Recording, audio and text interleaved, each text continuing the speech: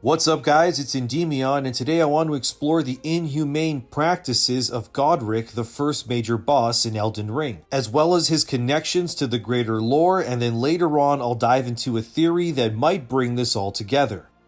Godrick is a massive, monstrous, human-like being that hails from the golden lineage that started with Marika and Godfrey. He's a direct descendant, although multiple generations removed, from Marika's favored child, Godwyn the Golden. Godrick, however, was considered weak, and due to the mixing of various bloodlines, the purity of the golden lineage had become stale and diluted by the time Godrick was born. And compared to the other demigods at the time, he was easily the weakest and likely destined to be forgotten in the eons of history. His remembrance would confirm this, as it states, "A feeble man sought power through the grotesque act of grafting. One day we'll return together to our home bathed in rays of gold."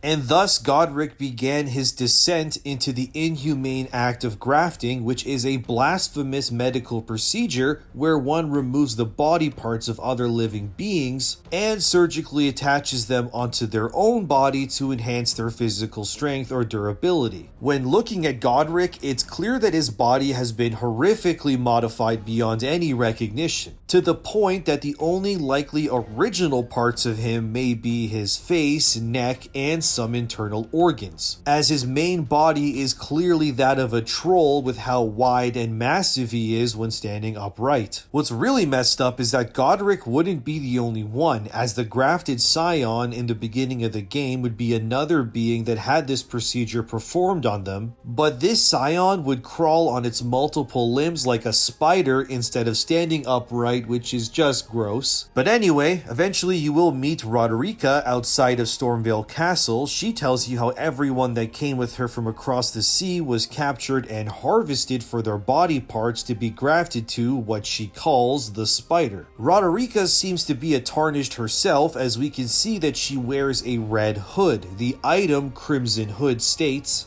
"Worn by expatriated royalty, such cloaks were gifted to those who departed on journeys without specific orders, to faraway lands which they would never return. In other words, the gift of a cloak made it easier for undesirables to be on their way." Roderica never once saw the guidance of grace. Her defeat at everyone she knew being abducted and harvested leaves Roderica in a state where she simply wants to become one with the spider. And when we arrive at Stormveil, the murderer of Roderica's entourage can be found in the dining hall, where the spider prowls as the severed limbs of its victims hang like trophies within the dining hall above. What's interesting yet pathetic is that amidst all this carnage and death, Godrick had his followers hang a painting of his long-lost descendant Godfrey in the hall. And the stark contrast between the golden heroic might of Godfrey and his beast regent Serash being in the presence of the mutilated body parts of abducted Tarnished is both ironic and horrifying.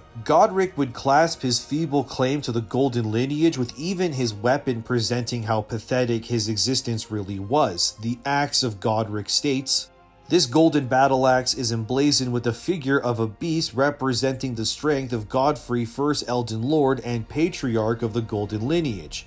Godrick's blood was so muddled and weak that his claim to being golden like Godfrey was like a small domesticated pup claiming it was once a great wolf. But Godrick's insufferable boasts of greatness would be documented as a mark of great shame, because if you go to the memorial right outside of the gate front of Stormveil, you can find a monument that states that Godrick once insulted Malenia and was utterly humiliated in combat and begged for his life at her feet. Godrick's weakness would also be documented in the item called Mimic's Veil, which states, "When Godrick was hounded from Lindell, the royal capital, this was one of a multitude of treasures he took with him, also known as Marika's Mischief.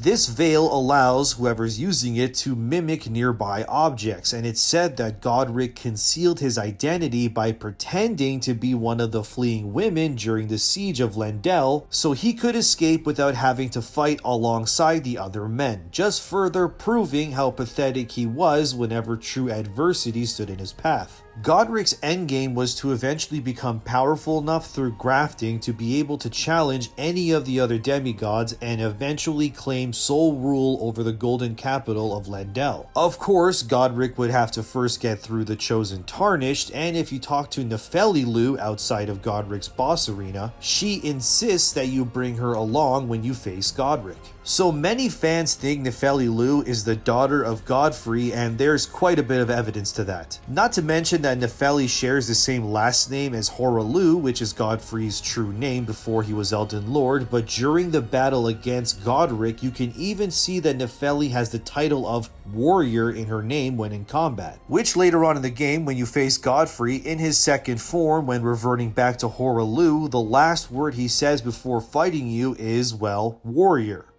So having Nepheli Loux here to fight Godrick is somewhat of a family reunion. Nepheli, however, is not a long-lost descendant like Godrick, but instead she's the daughter of Godfrey himself. So her ties to Godfrey's powerful blood makes her exceptionally more powerful and adept in combat than Godrick could ever hope to be. Even though Godrick insists that his name is Godrick the Golden, like his descendant Godwyn before him, the game's actual name trolls him and calls him what he truly is, which is Godrick the Grafted, because there's nothing golden about this meat sack of stolen power whatsoever.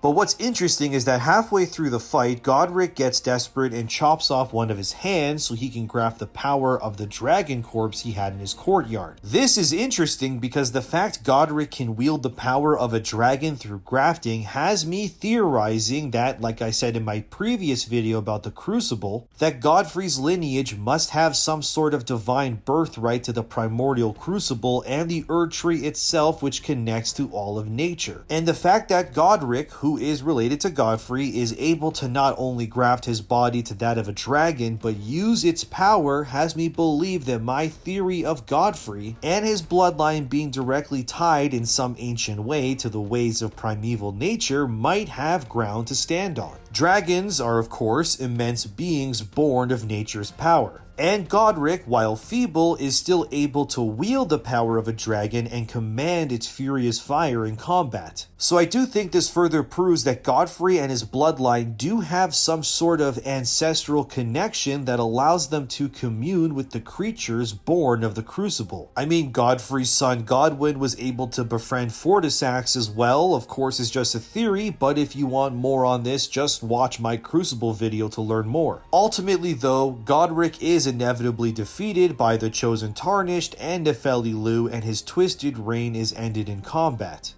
What's also interesting is that the gatekeeper from the beginning of Stormveil is seen stomping on Godrick's head, and if you look at the poor servant, he's even missing his hand as well, likely taken for grafting, I would wager.